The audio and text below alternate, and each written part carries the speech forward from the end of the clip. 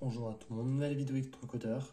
Aujourd'hui, on va utiliser un bouton poussoir avec notre carte ESP32 en micro Python.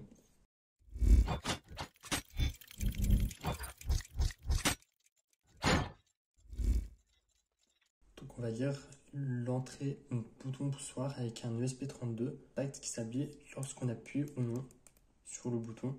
Et en fonction de l'appui, on va allumer ou non la LED. Et dans cette vidéo, on va voir comment faire avec une résistance de pull-up. Mais on va aussi voir comment le faire sans. Donc je vais vous montrer ça dans quelques instants. Donc d'abord, on va faire le câblage. On va placer notre bouton poussoir.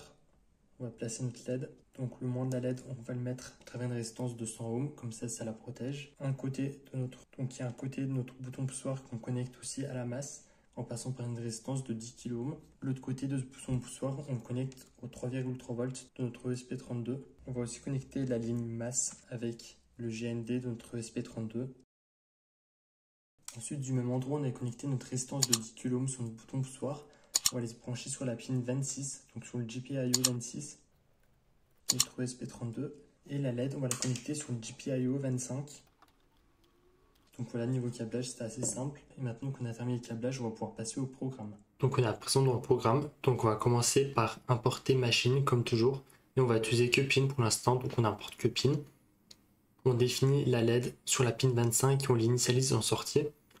Ensuite, bouton poussoir, on l'initialise sur la pin 26 et on l'initialise en entrée. Et dans le while true, si la valeur du bouton est égale à 1, donc si on presse le bouton, alors on allume la LED.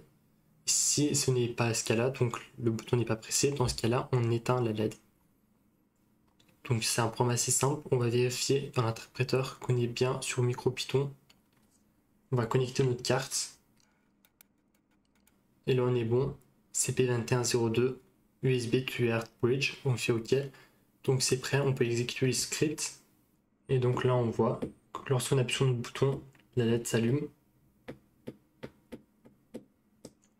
Donc c'est bien de voir l'importance de la résistance de pull-up ou de pull-down.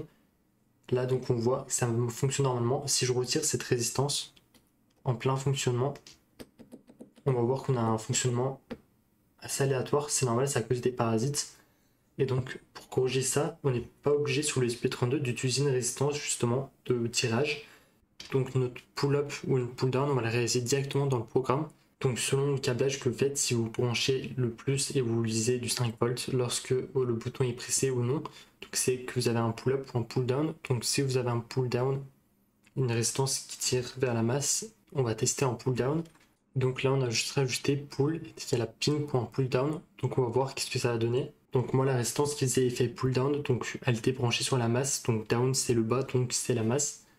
Là si on appuie, on voit qu'on a exactement la même chose sans passer par la résistance. Donc c'est beaucoup plus pratique de ne pas utiliser de résistance. Avec seulement deux fils, on arrive à faire le pull-up ou le pull-down. Comme je vous ai dit, ça dépend du câblage qui a été effectué. Donc moi, on lit du 5 volts qu'on le presse, donc un état haut.